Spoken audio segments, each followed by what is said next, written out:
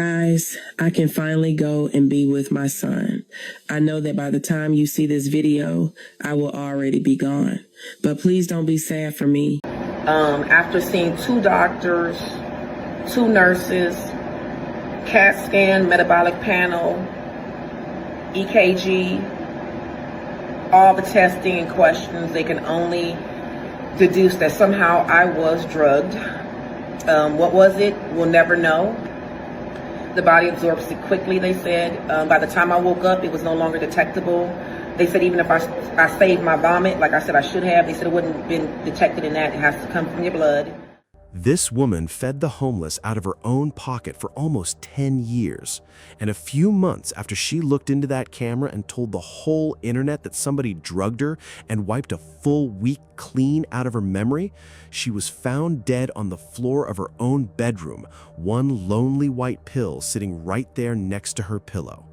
Was it her health, or did somebody get to her? Hold that thought, because we are coming right back to it. But before we get to the rapper's wife, who died almost the exact moment she said she was going, let's start this whole thing with her story. This is Raven Kayuna Jackson. To the few 100,000 people who followed her, she was Big Ray, the fitness coach from a small town in Mississippi who woke up before the sun, trained until her body was shaking, and still found the energy to look into a camera and pour strength into everybody watching. From the time you wake up in the morning to the time you go to sleep at night, you are running. You are running from the very thing that could be the solution to all of your problems. You get high, you get drunk, you indulge. You surround yourself with distractions because you are afraid to be alone with your thoughts. You've taken the most powerful weapon that you possess and you've managed to weaponize it against yourself, your mind. Don't you understand? If you can't control your thoughts, then you cannot control your actions. Therefore, you are not in control of your life. How many times in a day? Matter of fact, how many times just today alone, before you even clicked on this video, have you talked yourself or thought yourself out of making a decision that was in your own best interest?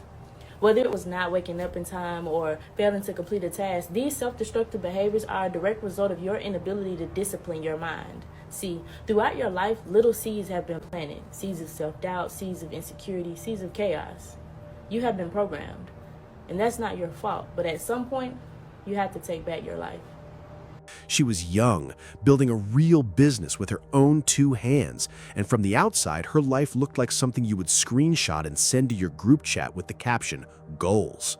Watch how she spoke to the people who looked up to her. Everything going on in the world, it's just hard to remain positive.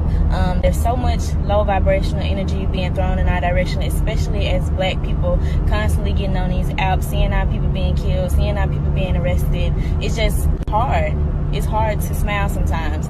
So I just want to say, stay positive, keep fighting. Remember that we all have a common goal. Remember that if we don't fight, we won't get to the goal. So we got to keep fighting. We got to keep marching. We got to keep using our voices and challenging others to use their voice too. So I just wanted to say that I love y'all and keep being loved. Do everything out of love and do everything with God first. Like, we got to stick together on this. I love y'all. That was the Raven the world got to see. Faithful, positive, always telling everybody else to hold on just a little longer. Now watch the man who loved her a whole 2 years by her side try to explain what was really happening under all of that light. I lost plenty of friends, closest friends, but it's like when you lose, like, it's like I feel like I lost my wife, you know? So Yeah. like, it's different. It's different. So I just advise everybody to just pay attention to their loved ones, and when they throw out signs of like depression, bipolarness, anything, like, just take them serious, because I ain't take her serious and I regret it, you know? That right there is the whole reason we are putting these 3 stories side by side today. So let's back all the way up and meet her properly, the real her, not the highlight reel. Raven Kayuna Jackson was born on September 23, 1997, and she came up in Canton, Mississippi, a small town she always claimed as home no matter how far her hustle took her. From what she shared later in her own content, home was not the softest place to grow up. She talked openly about how in her family saying "I love you" was just not something people did, and she did not feel much love or real encouragement from the grown folks around her as a child. A little girl who barely heard "I love you" grew up into a woman who ended every single one of her videos telling total strangers on the internet that she loved them. It's hard to smile sometimes. So I just want to say, stay positive, keep fighting. Remember that we all have a common goal. Remember that if we don't fight, we won't get to the goal. So we got to keep fighting. We got to keep marching. We got to keep using our voices and challenging others to use their voice too. So I just wanted to say that I love y'all and keep being loved. Do everything out of love and do everything with God first. Like, we got to stick together on this. I love y'all. She literally built her whole platform out of the one thing she felt she never got enough of at home. And Raven was not just motivated, she was smart. She studied biomedical sciences at Auburn University in Alabama and later graduated from Jackson State University around 2022, so proud of both schools that she carried them right there in her Instagram bio. That matters because it meant that when Raven handed you a workout or a meal plan, it was not some random thing she copied off another page. She actually understood how the body works on a scientific level, and that gave her words a weight most fitness accounts online will never have. She lived the discipline she sold, too. Welcome back, warriors. Today I will be walking you guys through a full body workout with me. Right now, as you can see, I'm doing my warm-up exercises, starting with 300 jump ropes and 30 split squats on each leg, just to get my muscles warmed up and ready to move some weight.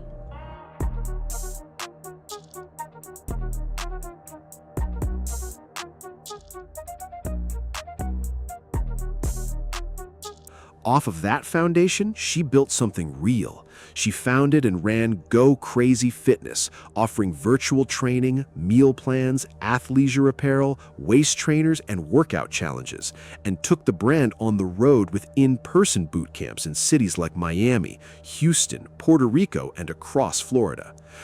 The goal with Kinchers is basically to, get down to that last row, and if you want, go down in size. If you want, go ahead and graduate to corsets. Corset training. Corset is the most extreme level of waist training, whereas you see some people even go to the extremes to whereas it becomes dangerous, all right? It becomes dangerous because corsets, for one, they have the cinching effect, but they also have the ribbons in the back, and people just go smaller and smaller and smaller in size to get the effect that they want. Her slogan was catchy and it stuck. No regrets once you go crazy. Her following climbed into the hundreds of thousands, with one of her fitness videos reportedly passing 2 million views, and her TikToks pulled hundreds of thousands more. People ask me how I stay motivated. I don't. I stay consistent. When I hit the bottom, or when things get tough, I keep going. And she was hungry in a way you could feel through the screen. In her own words, she said, "I'm a 24-year-old black woman from Canton, Mississippi, and next year my goal is 1 million. I cannot afford to fail." If you listen a little closer, you can also hear the pressure she was putting on her own shoulders. That phrase, "I cannot afford to fail," like failing wasn't even allowed to be an option. Here's the part that turns this from a success story into something heavier. Raven also built a second platform, one she named Real Talk with Raven, and it was all about mental health, self-acceptance, and honest conversation.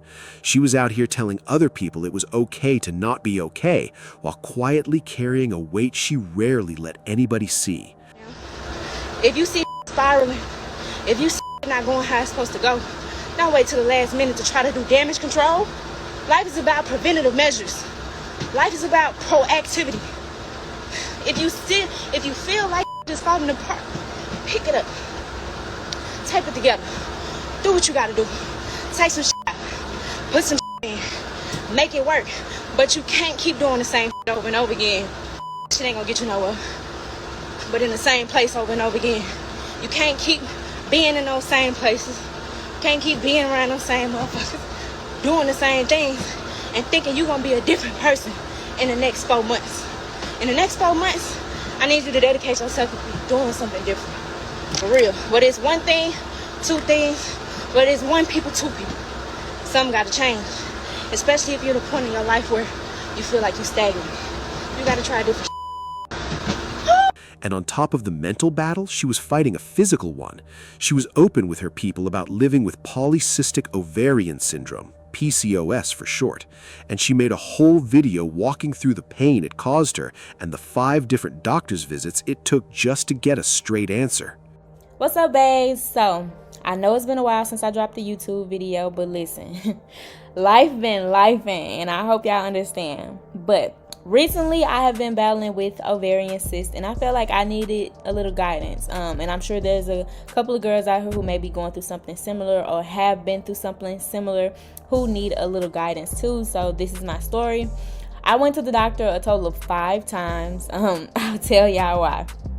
First time I went to the doctor really didn't run any tests. I just told him my symptoms, and he basically prescribed me metronidazole, which is an antibiotic, and diflucan, just in case that antibiotic caused me to get a yeast infection. Didn't run any tests. I ended up taking those, and my symptoms ended up getting progressively worse. So the second time I went to an urgent care, male doctor, both of them male doctors.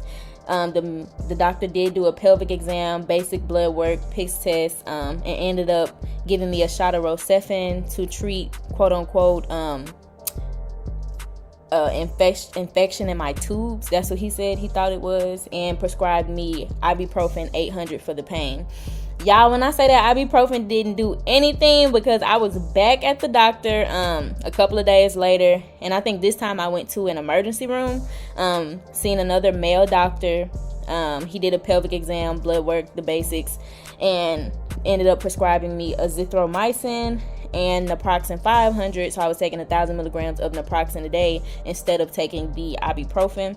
Naproxen is basically just a Aleve, so basically I was just taking a high dosage of Aleve. Now the naproxen did work, but I felt like it did have a negative effect on my heart, because my heartbeat started beating very erratically. So I ended up stopped taking that, and because of the situation with my heart and my ovaries, I ended up going to the emergency room again just to check on everything.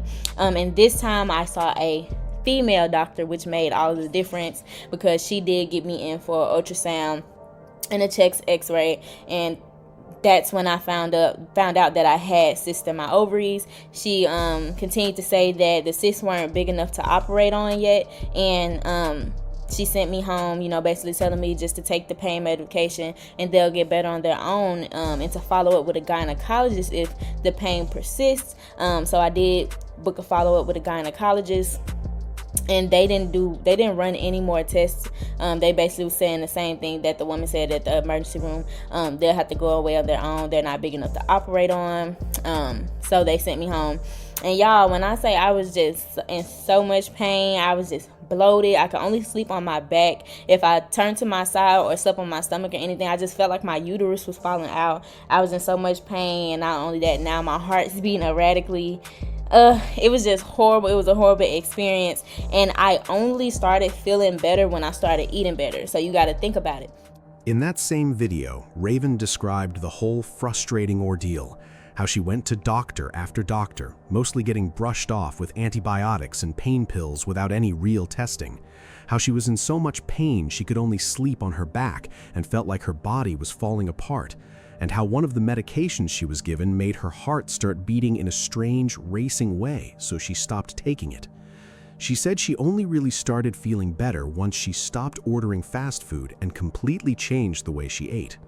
On top of all of that, she was also building herself up as a motivational speaker and host, teaching in-person fitness clinics and running community boot camps, pouring energy out to strangers even on the days her own body was fighting her. So now put the whole picture together in your mind.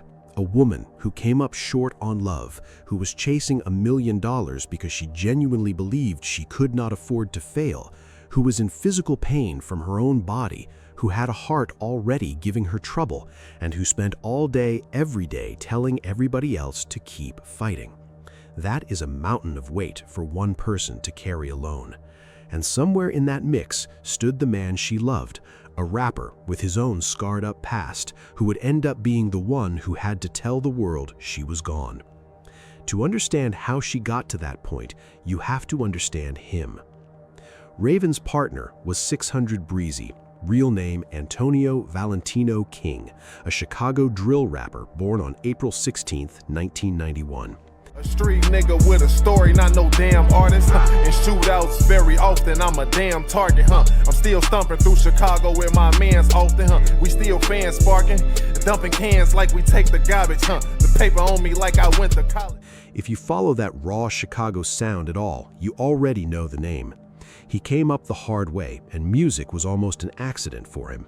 He picked up rapping after a close friend, the rapper La Capone, was killed back in 2013, and he turned that grief into a breakout record. His whole catalog is stitched out of loss, loyalty, and survival, and his real life matched the music. His career kept getting interrupted by multiple stretches behind bars, including one run of about 18 months and another nearly 10. So this is a man who already knew what grief and hard times felt like long before he ever met Raven. What he did not know how to do, and he admits this himself, was spot the dangers sitting right next to him inside his own home. The two of them had been together for more than 2 years, and by every account from the outside, they looked good together. But when he finally sat down and talked about it, he made it painfully clear the signs had been there the entire time, just hiding in plain sight. He said that when he came home from one of his jail stints, he noticed old marks on her arm, placed in a spot where nobody would really see them, and when he asked, she brushed it off and said she'd done that when she was younger. He also said she had told him all the way back when they first met something that should have shaken him to his bones. She expressed to me like that she felt like before she met me, she had nothing to live for, So it's like, but I'm not thinking that because she's so beautiful. Like, if you would think her everything's together, you would think her life's together, but it'd be the most beautifulest women in this world with the biggest insecurities and the biggest problems, but we don't pay attention to that, He said he had always felt like something deeper was going on with her, that he even used to tell her he thought she was dealing with more than she let on, but her looks and her success kept fooling him into thinking she was fine. I'm dealing with somebody that's just like beautiful, like to the eye. Yeah. So it's like, I'm looking at her and thinking nothing's wrong with her at all, but she has so much other deeper shit in her life going on, like that I had no control over. So it's just like, man, she had to have, like, I don't see just like a person that's just like completely sane, just harmony stuff, He even admitted the last stretch before she passed was rocky between them, that after a little disagreement, he stayed away and did not come home for about 2 weeks, never once imagining it would end the way it did. And that is the trap so many of us fall right into. She was beautiful, she was successful, she looked like she had it all figured out, so nobody thought to go looking for the pain. But the pain was real, old, and had been trailing her long before the followers, the boot camps, and the brand deals. We know all of this because of the single piece of evidence sitting at the center of Raven's whole story. A note, really. In early to mid-August of 2022, roughly a month before she passed, Raven texted 600 Breezy a long and heavy message that laid her entire heart out flat. He shared part of it publicly after she was gone, and reading it back today, it lands like a woman calmly telling us exactly where she was headed. She wrote to him, "I'm just tired, baby. I was dealing with these thoughts before you met me. I was just waiting for the right time. This is my 3rd time writing this, Fur. It's nobody's fault. I've been tired a long time. I gave up a long time. I just do a good job of hiding it. Right now, as I'm writing this, I'm remembering us happy, looking at our videos, imagining how beautiful of a bride I would have been." In that same note, she talked about stress hitting her heart, the ovarian pain from her PCOS, feeling like she just didn't fit in this world, and being flat out tired of faking happiness. Every single clue was right there on that page. The real tragedy is that nobody who read it in the moment understood that they were reading a countdown. On or around September 6th, 2022, a Tuesday in Canton, Mississippi, Raven died by suicide at just 24 years old. After a stretch of days with no contact, a wellness check was requested, and she was found in her apartment, having already passed away some days earlier. When 600 Breezy finally came forward, the grief came pouring out of him in public. He posted photos of the two of them together, he shared that note and begged his followers to take mental health seriously, writing that he would forever feel like it was his fault, that he hated himself over it. Months later, still visibly hollowed out by it, he sat down and tried to put words to something that has no real words. I just do a lot of things differently right now because I don't really feel like I'm here all the way because she took my happiness, she took my joy, and then left me with, what if I would have did this way? What if I would have just went home, man? You know, what if I would have responded to those text messages? What if I would have, just, it's like, I feel like I was being selfish, but that's just how, that's just how it is. I'm gonna play the blame game with myself. But grief this deep did not stay simple, and this is where it turned messy, out in the open. When he shared those private texts, some of Raven's family were not happy about it at all. The story blew up across the internet. A comedian even posted about it and got called out, and the whole thing spun into drama on top of tragedy. However, since that exchange, members of Raven's family have not only spoken out on social media to express their disapproval of 600 Breezy's post, but they've also made claims that the two were no longer together when she passed away. One of Raven's cousins took to Twitter to express her concerns and may have even implied that the final text messages 600 Breezy posted from Raven were fabricated because the timelines allegedly did not match up. Now, to his credit, 600 Breezy cleared that part up directly. He explained that the messages he posted were not her final ones at all. They were from about a month before, and he only shared them so other people could feel her pain and learn to catch the signs in somebody they love. He said he had stepped in and stopped her on more than one occasion before. Whatever the real root of that family tension was, the core truth of the story never moved an inch. A brilliant young woman who spent her whole short life telling strangers to keep fighting had quietly told the man she loved that she herself had run all the way out a fight. And she painted a picture of a wedding day she already knew would never come. She predicted it. And not long after she wrote it, it came true. That is our first woman. Our second lived in a completely different world, but she too showed the world a warning before the end. Except hers was not a private note. Hers was a public video, and she put it right in front of millions. If you've spent any real time on TikTok these last few years, you have seen her face. This is Shirley Raines, known to millions of people simply as Miss Shirley. And to understand why her ending shook so many hearts, you first have to understand just how much good this woman poured into the world before it. Hey, no problemo. How you doing, honey? No problemo. Hey, my love. How you doing, King? I'm doing good. Good to see you, baby. Thank you. Hey, you're very welcome, King. Thank you for saying thank you, honey. Hey, King, how you doing? Thank you for saying thank you. Juice, chips, candy, hot dog, ketchup. It's all beef hot dogs from Costco. Thank you so much. You're very welcome, King. Have an amazing day, honey. How How you doing, King? Let me get another bag. You know it's all beef. Yes, ma'am. Got your snacks and your juice and everything you need in there. You with the Queen thing, right, with the band? Yes, my love. I appreciate it. Of course, King. How you doing, baby? I'm good. Got an apartment now. You do? God is good. Look at you. You're very welcome. How you doing, King? You need some? Yeah. All right, King. Take care, baby. You're welcome, King. Hey, mama, thank you. Hey, how you doing, sir? Good. All right, baby. There's that for you, honey. You know it. Hey, King. Good to see you, honey. Thank you for calling me King, Queen. Of course, I see it. I Yeah. absolutely see it, honey. All right, baby. Take care. How you doing, my love? Huh, baby? I love you, too. You're very welcome, honey. Have a wonderful day. You too, baby. Thank you. Thank you. Of course, King. Of In course, Jesus' my name. amen. Always in His name. I am as our Father. Okay. You know. Have a blessed day, baby. How you doing, King? I'm doing Good to good. see you, Stay young blessed. King. You stay blessed too, baby. Oh yeah. You know what? Hold on. Shirley Diane Raines was born on December 29, 1967, in Compton, California. Her come-up was hard from the jump. Her father, George Rains, was a former Los Angeles police officer, and the one person who made her feel like she truly mattered was her grandmother, Sally Logan.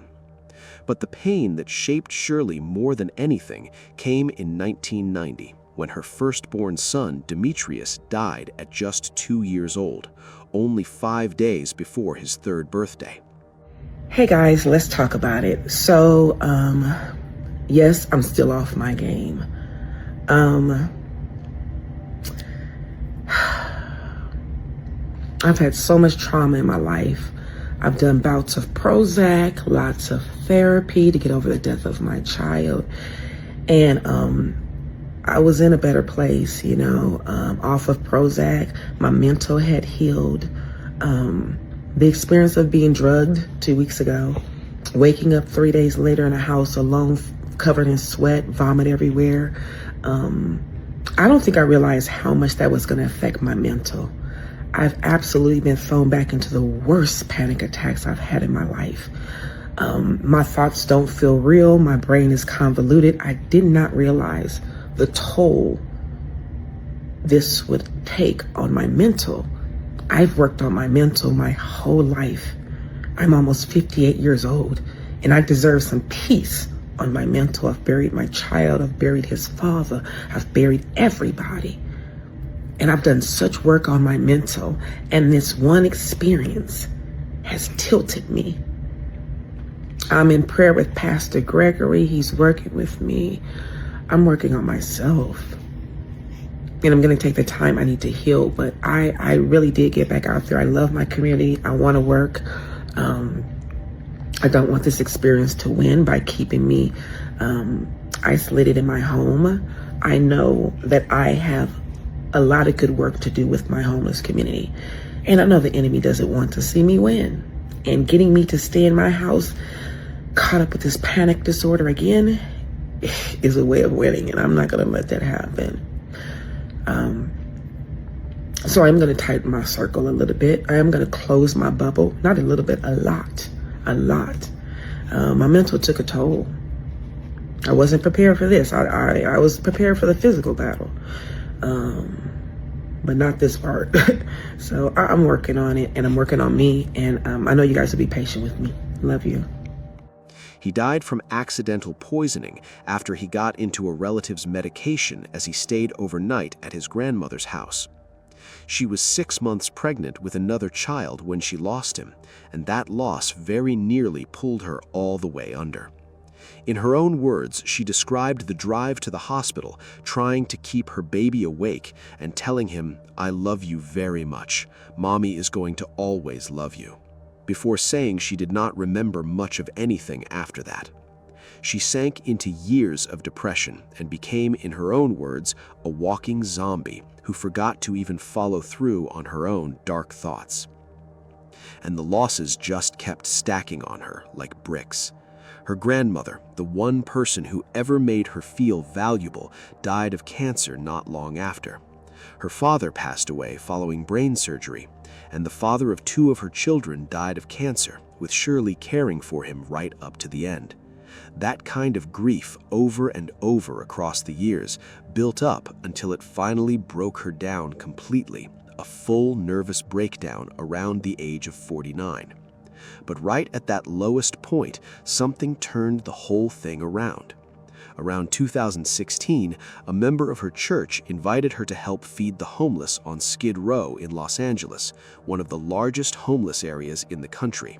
And the moment she stepped out there, something clicked back into place inside her. She said she looked around at all those broken people and for the first time in forever felt like she was home, because they were broken just like her.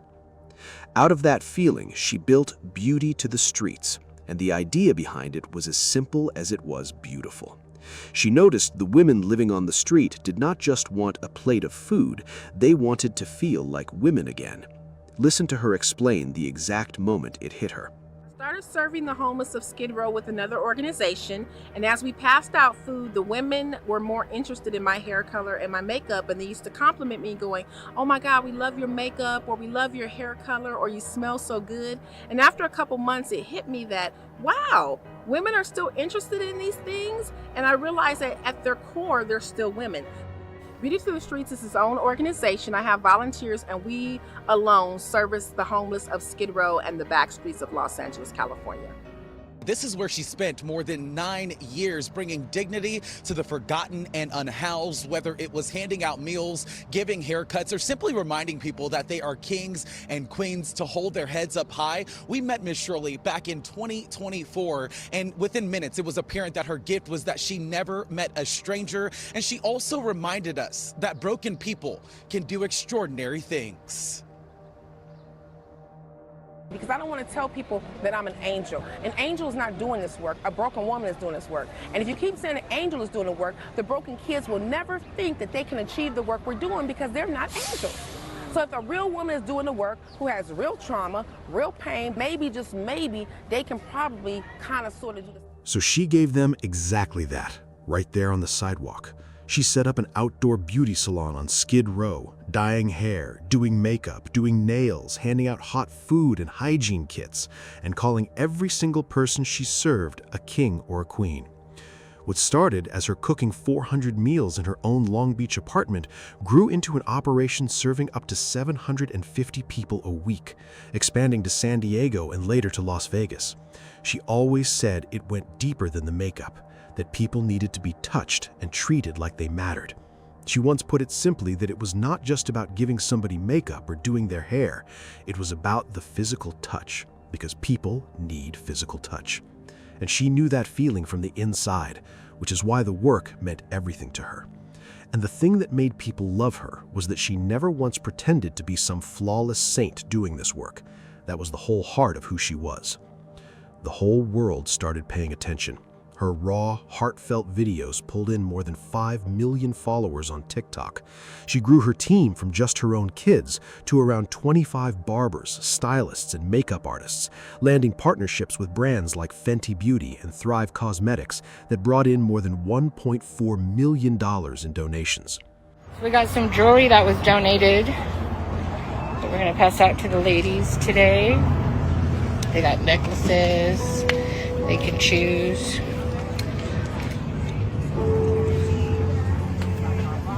I think there's some earrings right here. They got Mother's Day bags. I'll put up a picture that shows what's in their bags. And then we got clothing. Over here, they're going to be getting their toes done. They have the option to sit, suck their toes if they want. We're going to be having facials done here. Facials. Then we got a hair washing station going on over here. And then if they want to get their hair done, they can get their hair done.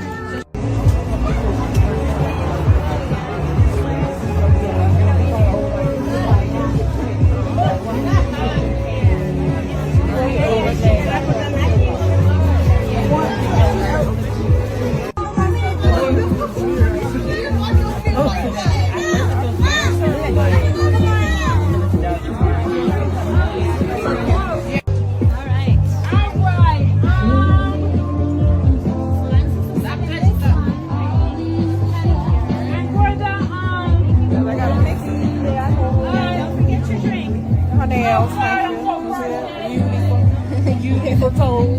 Beautiful. Thank you.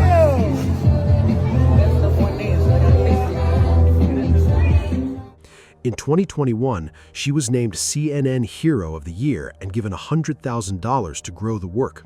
The 2021 CNN Hero of the Year is Shirley Raines.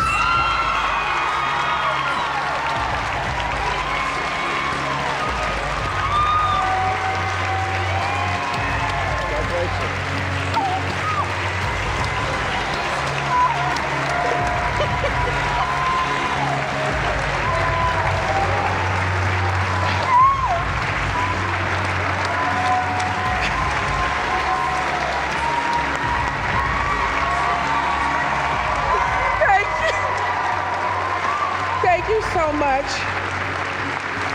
First and foremost, I want to thank the amazing 9 honorees I've been with. This journey has not been easy. I stand before you today, a very broken woman. My life will never be the same since my son died. But it's important that you know that broken people are still very much useful. We are very much useful. In 2025, she won an NAACP Image Award and landed on Time's list of 100 influential creators.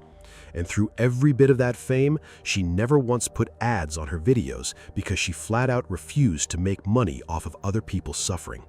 She said it plain in one of her own recordings that in 9 years, she never signed up for a single creator program and never got paid for a single clip because the second it became about money, her realness would be gone. She meant every word she preached, which is exactly why what came next hit her community so hard. But I know a lot of you are new and maybe the older people don't know this about me, so let me just explain something to you guys. 9 years ago when I came into this field, taking care of the homeless, I understood that my videos would make money. I understood that I can go viral and make money off of someone else's pain, as you say. So that's why I never signed up for the Creator Rewards program. None of my videos for 9 years have ever been monetized. Not on Facebook, not on Instagram, not on TikTok, not on Twitter. I don't get paid off of any video. Yes, I have millions of followers. Yes, I could be in the Creator Rewards program, but then that would mean that I'm creating content. And what I show you is not something that I create, it's what we as a whole society create, and that's called homelessness. And I never wanted to monopolize off of someone else's pain. I don't get paid for that. The only way we make money is if you feel moved to click the link in my bio and send a Cash App, Venmo, PayPal, or Zelle. In 9 years, I've never been monetized. In September of 2025, Shirley posted a video that genuinely scared everybody who loved her. She said she had been working on a Saturday, hanging a piñata, when her legs suddenly went weak and she felt dehydrated. That was her last clear memory. She woke up on a Tuesday with bruises she could not explain and a whole week of her life simply erased from her mind. Her co-workers told her she had been active that whole week, that she had even driven herself home, and she remembered none of it. She sat in a hospital for hours, getting every test they could run, and the doctors landed on the single scariest answer possible, which is no answer at all. Watch her tell it in her own words. After seeing 2 doctors, 2 nurses, CAT scan, metabolic panel, EKG, all the testing and questions, they can only deduce that somehow I was drugged. What was it? We'll never know. The body absorbs it quickly, they said. By the time I woke up, it was no longer detectable. They said even if I saved my vomit, like I said I should have, they said it wouldn't have been detected in that. It has to come from your blood. She talked about how she went back to the hospital because she could not figure out where Costco was and forgot how to pay a company bill, and how frightened she was about her own memory. She mentioned that after she woke up, her garage door had been left wide open for 3 straight days and nights, meaning anybody could have walked right into her home. The doctors were concerned enough that they wanted to run a rape kit, though Shirley said she did not believe anything like that had happened to her. In the end, she tried to hand the whole thing to God and just move past it. But the internet never once forgot that video. Only a few months after Ms. Shirley looked into her own camera and told the entire world that somebody had drugged her and wiped a week off her life, she would be found dead in her own bedroom. In the last stretch of her life, Shirley looked as steady and as full of purpose as she had ever been. She had relocated to the Las Vegas area and kept right on serving, driving all around town, handing out food to anybody who needed a plate. Her very last post on January 26, 2026, was a video of her leaning out of her car window, passing out lunches, greeting every person with that same warmth she carried for 9 years straight. You can practically feel the love coming off the screen. Hey, no problemo. How you doing, honey? No problemo. Hey, my love. How you doing, King? I'm doing good. Good to see you, baby. Thank you. Thank you. Hey, you're very welcome, King. Thank you for saying thank you, honey. Hey, King, how you doing? Thank you for saying thank you. Juice, chips, candy, hot dog, ketchup. It's all beef hot dogs from Costco. Thank you so much. You're very welcome, King. Have an amazing day, honey. How you doing, King? Let me get another bag. You know it's all beef. Yes, ma'am. Got your snacks and your juice and everything you need in there. You with the queen thing, right, with the band? Yes, my love. I appreciate it. Of course, King. How you doing, baby? I'm just got apartment now. You do? God is good. Look at you. Thank you, Queen. You're very welcome. How you doing, King? You need some? Yeah. All right, King. Take care, baby. You're welcome, King. Hey, mama, thank you. Hey, how you doing, sir? Good. All right, baby. There's that for you, honey. You know it. Hey, King. Good to see you, honey. Thank you for calling me King, Queen. Of course, I see it. I absolutely see it, honey. All right, baby. Take care. How you doing, my love? Huh, baby? I love you, too. You're very welcome, honey. Have a wonderful day. You too, baby. Thank you. Thank you in Jesus. Of course, King. Of course. Jesus' name. Amen. Always in his name. I am as our Father. Okay. You know. Have a blessed day, baby. How you doing, King? Good to see you, young King. You stay blessed too, baby. Oh, yeah. You know what? Hold on. She captioned that post with a Bible verse about how gracious words are sweet like a honeycomb, health to the bones. There was no sadness anywhere in it. Her last known contact with her own family was a phone call with her son on January 23rd, just a few days earlier. Then came January 27th. Her daughter, Rayshawn, 33 years old, was calling her over and over and getting absolutely nothing back. She could actually hear the phone ringing inside the house, but nobody was picking up. So she drove over there herself. She knocked, and when that got her nowhere, she got so desperate that she started throwing rocks at the window, trying anything to wake her mother up. Still, nothing. Around 4:43 that afternoon, she called the police for a welfare check. Officers forced the door open and made their way upstairs, and that's where they found Ms. Shirley, unresponsive on the floor right beside her bed. She was already gone. She was 58 years old. Tragic update now on a much-loved LA activist. Shirley Raines, known to many as Miss Shirley, has died. Raines was the founder and CEO of the nonprofit Beauty to the Streets. Videos of her and her team handing out hygiene products, meals, and so much more on Skid Row. These went viral with millions of views on social media. In 2021, she was recognized as CNN's Hero of the Year. And last year, she received the NAACP Image Award for Outstanding Social Media Personality. Her nonprofit announced her death on Instagram today. Now here comes the one detail the whole internet grabbed onto and would not let go. The police report described the scene as calm, with a finished plate of food sitting on the bed and a single white pill resting near her pillow. That one little white pill was all it took, because to a public that had just watched her "I was drugged" video only a few months before, that tiny detail lit the comment sections all the way up. People immediately started connecting dots and whispering that she had been set up, that her advocacy had made her powerful enemies, and that this was all just a little too neat to be a coincidence. But her family stepped right in to slow that story down, and this is where we have to be fair to the facts. Her daughter Danielle explained that the pill was most likely her mother's daily Prozac, medication she took for a panic disorder, and was completely open and public about it. Danielle said she would be absolutely shocked if it turned out to be anything else. Shirley's twin sister, Sheila, said there were no visible signs on her body at all to explain the death. The police reported no signs of foul play and treated the whole thing as a non-criminal medical event. The family said the authorities were leaning toward natural causes, with the final answer resting on toxicology and the autopsy from the coroner. So we have to keep it 100 with you here. As much as that drugging video makes your mind race and connect it all, there is no actual evidence linking that September scare to how she died months later. The two things simply sit next to each other in time, and the internet did the rest of the work in its own head. What is not up for debate is how deep this loss cuts across the culture.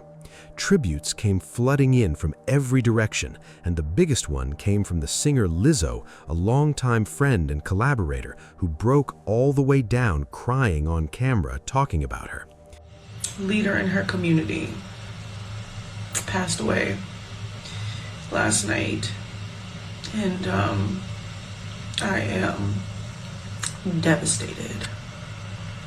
If any of you guys know about any of my Juneteenth givebacks, Shirley has always been a part of them every single year.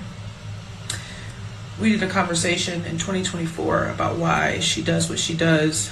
I shared the stage with her at the People's Choice Awards when they gave me the People's Champ Award. She was right by my side.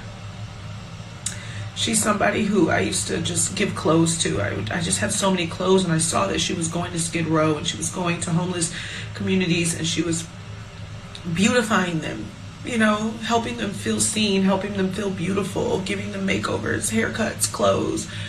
And she used to joke like, girl, everybody be in your clothes. And like, I got on Lizzo's coat. There was a time where she was like, we're in dire need. We need clothes right now. I think she was either in Arizona or Vegas. And I sent whatever I had. And even like asked Yiddy to like send me stuff. She was like, you made the plus size girls here so happy. They feel so fly. And she would always like write me when I was going through things and when like the public was turning its back on me. When the public was turning its back on me, she never did. She was like, stay encouraged. She would always send me messages of love, and she never, ever asked for anything in return. People like her are rare. Special, and they deserve to be protected and honored. And I'm so grateful I was able to give her flowers while she was here. If you don't know who she is, please go look her up, because her work is not over. She overserved the underserved, and she helped the marginalized feel important. We're going to miss you, and we're going to need you, Shirley. And I'm so sad that you're gone. Lizzo said Shirley had been part of her Juneteenth give-back events every single year, and that she stood by her even when others turned their backs. And the reason people connected with her that deeply was because she never once looked down on the folks she served. They're lost and out here and nobody's caring for them. That's why I would never judge them. I will always understand them because I was them. I am them. Completely misunderstood. I stand here beating to the streets. I'm still a misunderstood individual, just like that community is misunderstood. She always said she understood them because at one point in her life, she had basically been them, and you could hear that in the way she talked about her own community. The tributes did not just come from famous people either. Regular folks from Skid Row, the very people she pulled off the sidewalk and put in her beauty chair, flooded social media with their stories, saying she made them feel like kings and queens, that she saw the human being in every single person, and that her hugs healed what words never could. The organization Shirley built announced a passing with a statement full of deep sorrow, calling her impact impossible to measure, and promising her legacy would live on through the work she started and the hearts she touched. And true to that promise, they did not shut anything down. The nonprofit and her family committed right away to keeping the mission going, and a fundraiser she had started herself began pulling in hundreds of thousands of dollars to keep the food trucks, the mobile salons, and the outreach rolling so the work would outlive the woman. They laid her to rest in 2 parts. There was a private funeral in February with a butterfly release over the Pacific Ocean, and she was buried back home in Compton, right beside her son Demetrius and her grandmother, which her family called a full circle reunion after all those decades of grief. Then came a public memorial called Dignity for All, where people were asked to wear her signature colors of hot pink, neon, and gold, and where the first 2 rows of seats were reserved just for members of the homeless community she served. And her daughter left the world with the line that really says it all, that her mother's life was proof that you don't have to be perfect to do something powerful and meaningful. She had told us all over and over again that she was a broken woman doing beautiful work.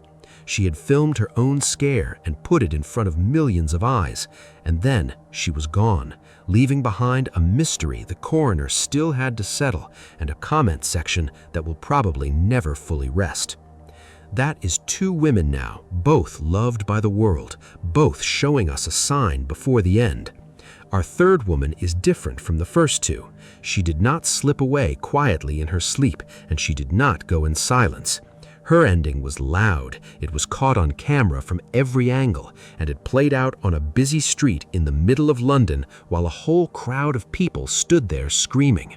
Meet Claudia Zakerza, known online as Claudia Glam.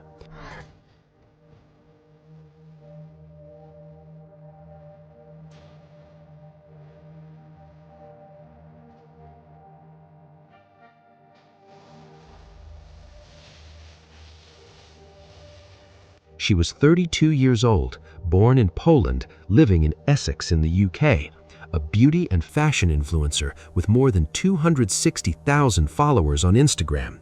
She lived off lifestyle content, travel and brand deals, and she carried a strong presence on TikTok too, moving all the way into that influencer world.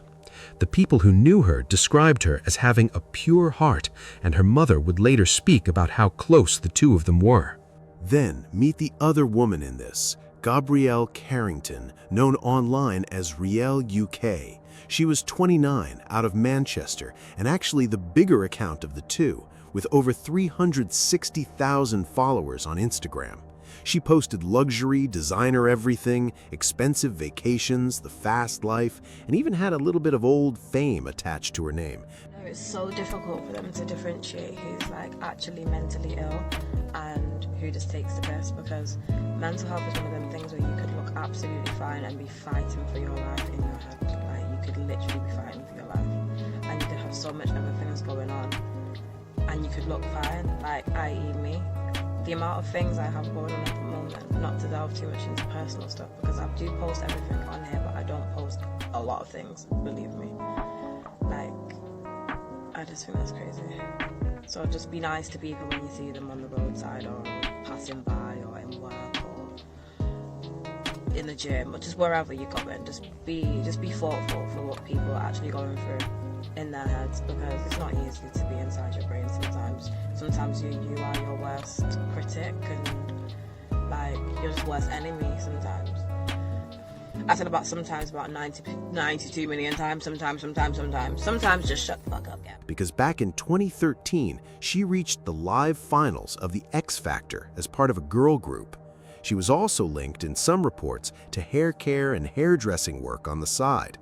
These 2 influencers, both with big loyal audiences that watched their every move, both selling the same kind of glossy lifestyle, both moving in the same circles, who at one point were said to be genuine friends, this is the piece people online could not wrap their heads around.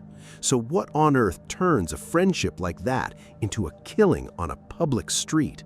For weeks, the internet ran completely wild with theories, and the loudest one, as it almost always is, was about a man. Rumors flew everywhere that both women were tangled up over a UK rapper named Twin S, that this was a "you slept with my ex" type of situation, that kind of thing. And if you listen to the crowd on the night it happened, you can actually hear people yelling about exactly that. But the people who were genuinely closest to Claudia pushed back on the man's story hard. According to a close friend who was reportedly there, the real root of it was something smaller and honestly, something sadder than any love triangle.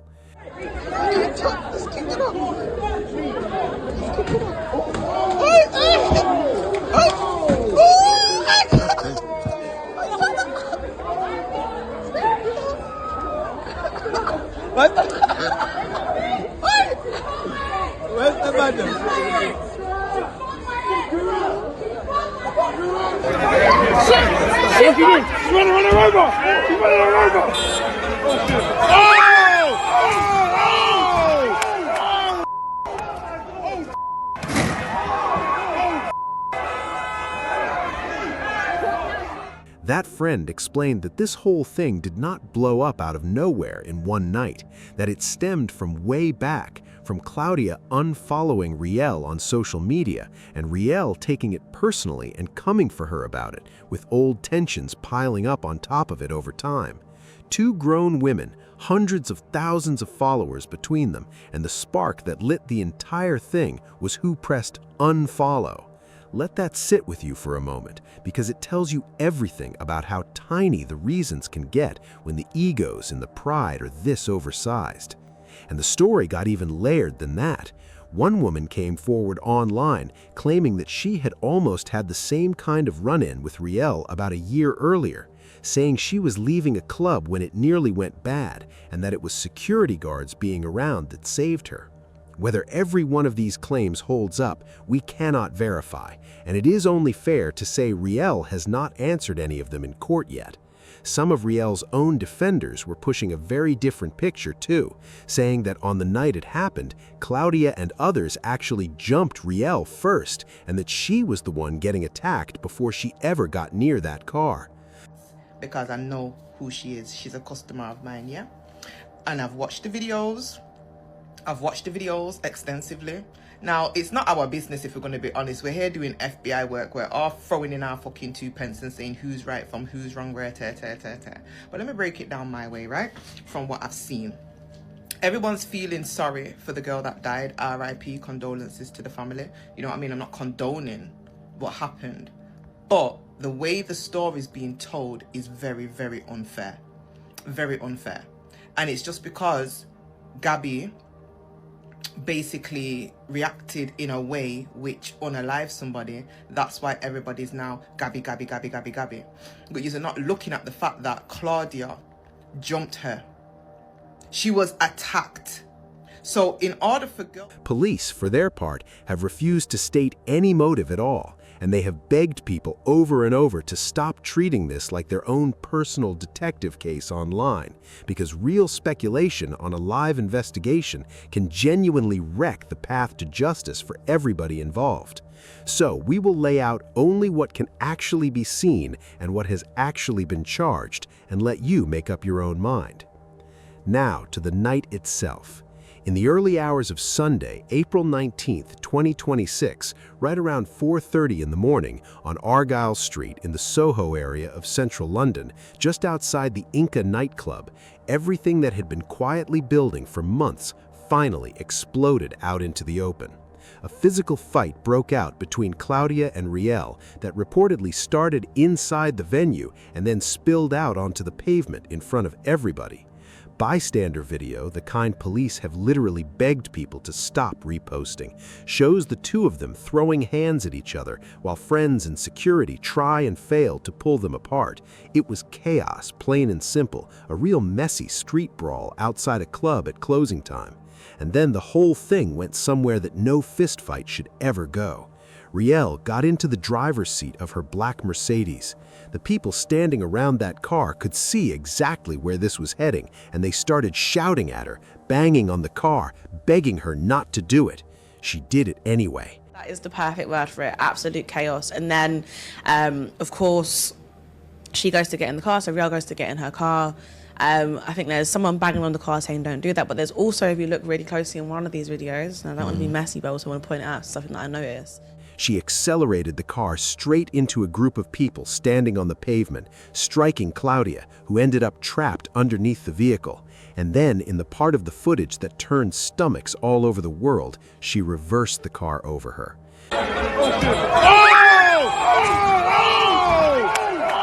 The onlookers were screaming that she was running her over. According to people who watched the full clip, it didn't even end there, and that's the piece that horrified people the most. There's multiple different angles. There's you online saying, yeah, like, this is what I'm going to do to you. You've got in your car, you've not listened to anyone that's saying, no, don't do it. And then put your foot down. It's not even like you ran her over, you then run back over again, then got out the car and tried to continue to fight her while she's on the floor. And it didn't even stop with Claudia. That same car also hit 2 other people, a security worker in his 50s named Anush, who suffered life-changing injuries, and a woman in her 30s named Letitia, who was hurt on her wrist. Riel was arrested right there on the scene. Claudia was rushed to the hospital in critical condition, fighting for her life. And for the next 6 days, her family and honestly the whole internet held their breath, praying she would pull through it. For those 6 long days, Claudia's family lived in what her people called an absolute living hell. And in the middle of that nightmare, the internet did the exact thing the internet always does. It moved way too fast. Some accounts reported that she had already died when she actually had not yet, which dragged her family through a fresh round of pain on top of everything they were already carrying. It got so bad that her mother finally had to step forward herself publicly to shut the false reports down and beg people for prayers instead of rest in peace posts. One of her closest friends, who says she watched the whole thing happen right in front of her, put out a message that captured just how heavy this all landed. But the prayers were not enough to bring her back. On April 25, 2026, 6 days after she was struck, Claudia Zakszewska died in the hospital from her injuries. She was just 32 years old. Heartbreaking news, the passing of influencer Claudia has now been confirmed, leaving friends, family, and followers in shock. Her best friend shared an emotional message saying the pain is overwhelming and made worse by online speculation. She described the trauma of witnessing the incident firsthand, a moment that keeps replaying and is impossible to escape. According to reports, the incident happened in the early hours in Mayfair, where footage shows a vehicle striking Claudia. Authorities say the 29-year-old driver was arrested at the scene on suspicion of dangerous driving under the influence, causing serious injury and initially attempted murder. Following Claudia's passing, those charges are now expected to be upgraded, potentially to murder or causing death by dangerous driving. Her death changed everything about the case, and that included the charges. Riel had first been charged with attempted murder while Claudia was still fighting. The moment Claudia passed, police confirmed that the charge would be upgraded straight to murder. The full list of what she was facing was heavy. Along with murder, there were charges of causing grievous bodily harm with intent for the injured security worker, actual bodily harm for the third victim, dangerous driving, and drink driving. That drink driving charge matters more than it might sound, because the court heard just how far over the limit she really was. According to the court documents, at the time of her arrest, Riel had 61 micrograms of alcohol in 100 milliliters of breath, which put her at nearly twice the legal limit. When she appeared at Westminster Magistrates Court, she confirmed her name, made a heart gesture toward her supporters up in the public gallery, entered no plea at all, and was kept locked up to wait for her next court date. The lead detective on the case, Alison Foxwell, sent the family her deepest sympathies and urged the public to stop sharing the graphic footage and to stop speculating online, because all of that could damage the investigation and mess up the future court case. A social media influencer who was hit by a car in central London last weekend has died in hospital. 29-year-old Gabrielle Carrington, a former X Factor finalist, appeared in court on Tuesday, attempting to murder Claudia Zakszewska. Our correspondent Ellie Price has the details. Claudia Zakszewska was 32. She was better known on social media, like TikTok and Instagram, as Claudia Glam. She died 6 days after she was hit by a car outside a nightclub in central London. A 58-year-old man suffered life-changing injuries during the same incident in the early hours of last Sunday morning. The former X Factor finalist Gabrielle Carrington, who now describes herself as a social media influencer, appeared in court on Tuesday accused of attempted murder. The 29-year-old, known online as Riel UK, now faces a murder charge. She didn't enter a plea when she was in court and will appear at the Old Bailey next month. Her next date is set for the Old Bailey, the highest criminal court in the country. Now here is the important thing to remember. No trial has happened yet. She has not been convicted of a single thing. This case is still being fought and decided as we speak. Now, if you are sitting there wondering how the UK courts tend to handle something like this, where a person uses a car as a weapon after a personal beef, there is one case that shows you the answer clear as day, and it went viral in its own right. People called it the TikTok murders. Who are you? Who are we? We are that bitch. No, you need to be like, who are you? Who are we? We are that bitch. Do that. Okay. Who are you? Who are we? We are that bitch. Okay. Back in February of 2022, a TikTok influencer named Mahek Bukhari, who had close to 130,000 followers, got wrapped up in a deadly plot alongside her own mother. The root of it all was blackmail and a secret affair. Her mother had been in a relationship with a young man who later demanded £3,000 and threatened to expose private images, and Mahek stepped in to protect her family's reputation. To silence him for good, they lured him and his friend out under the false promise of handing over the money, then chased them at high speed down a big divided highway. The two victims' car was deliberately rammed off the road. The impact caused the car to split apart, hit a tree and catch fire, and both young men died. Last week, the trial of a social media influencer ended with a conviction for murder after she and her mother were found guilty of killing two men who died when their car was rammed off the road. Mahek Bukhari, a fashion influencer, wanted to silence her mother's lover, Saqib Hussain. One of them was on the phone with emergency services in his final moments, begging for help, saying people in balaclavas were trying to ram him off the road and kill him. The evidence in that case was overwhelming, and it shows you exactly what British courts look for. There was that panicked emergency call from the victim describing the ramming in real time. CCTV and police footage were capturing the meeting and the chase, and digital messages were showing the planning, including Mahek talking about arranging for the man to be jumped.